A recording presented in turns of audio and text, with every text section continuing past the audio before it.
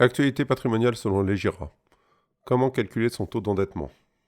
Lorsque l'on se lance dans une acquisition immobilière à crédit, la banque va vous imposer des conditions d'obtention à remplir. Les deux conditions les plus contraignantes sont l'obtention d'un accord pour une assurance de prêt immobilier, ainsi que le respect de conditions de ressources minimum. Cette dernière se matérialise par le taux d'endettement maximum.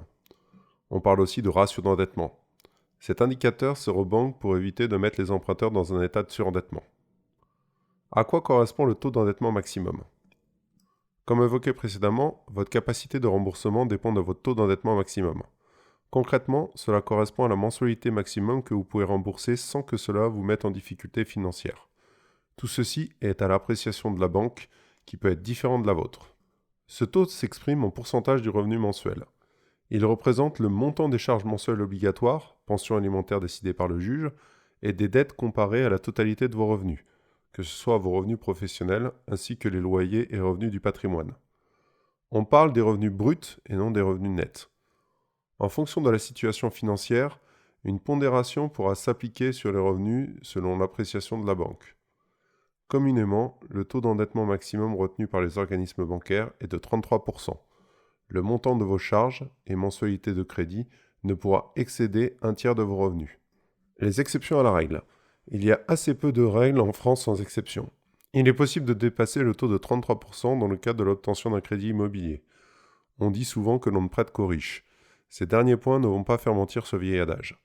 Mais gardez bien en tête que chaque établissement peut établir à la marge des règles qui lui sont propres en fonction du reste à vivre. Un fort reste à vivre. Vous comprendrez bien que ce taux est à pondérer en fonction des revenus du foyer. Plus ces derniers sont importants et plus le reste à vivre est important. Dans ces conditions, les banques peuvent être plus souples sur l'endettement au cas par cas. La présence de biens immobiliers dans le patrimoine. Un élément qui peut jouer en votre faveur si votre dossier est tangent, c'est le fait de déjà posséder des biens immobiliers par ailleurs. Cela apporte une garantie supplémentaire à la banque en cas de défaut de paiement de votre part. Elle pourra faire jouer son rôle de créancier chirographaire pour intenter une saisie sur un de vos biens immobiliers. Concernant l'acquisition de la résidence principale, certaines banques désireuses de capter de nouveaux clients sont prêtes à faire des efforts en assouplissant les règles en termes d'endettement des ménages dans le cadre de l'acquisition de la résidence principale. La méthode de calcul du taux d'endettement d'un ménage. Nous avons vu tout à l'heure que le taux d'endettement est calculé en fonction du rapport entre les charges supportées par le ménage et les revenus encaissés, soit le taux d'endettement est égal aux charges divisé par revenus encaissés.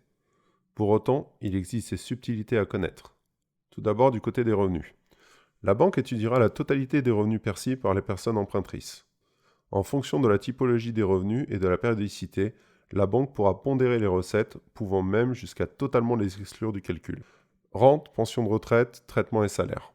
En général, ce sont les sources des revenus les plus fiables vis-à-vis d'un banquier.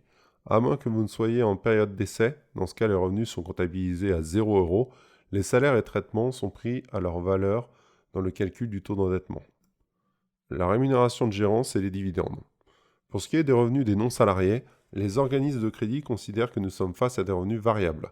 La règle est donc beaucoup plus dure en la matière, car on retiendra pour ces revenus et dividendes la moyenne de la rémunération totale sur les 3 dernières années.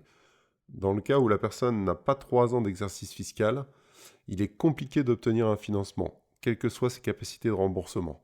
Dans ce cadre, nous ne pourrons vous conseiller que de passer par votre banque. Côté revenus fonciers. Les revenus fonciers sont en général pondérés à 70 ou 80% de leur valeur afin de refléter les charges inhérentes à un bien immobilier. Dans une opération d'acquisition d'un appartement destiné à la location, on intégrera les loyers mensuels à venir qui seront produits par le nouveau bien immobilier. Autres recettes. Les autres revenus, notamment mobiliers, ne sont, sauf très rares exceptions, pas pris en compte. Par ailleurs, les allocations familiales ou pensions alimentaires ne sont pas comptabilisées. Du côté des dépenses. Les dépenses prises en compte dans le calcul du taux d'endettement sont les dépenses jugées comme obligatoires par l'organisme bancaire, ainsi que les prêts en cours. Les pensions alimentaires. Les pensions alimentaires rentrent en compte dans le calcul du taux d'endettement dès lors qu'elles ont été prononcées par un juge suite à une décision de justice. Les pensions ponctuelles à un parent ou enfant sont à exclure du calcul, même si naïvement, la banque pourra tenter de les intégrer. Les impôts.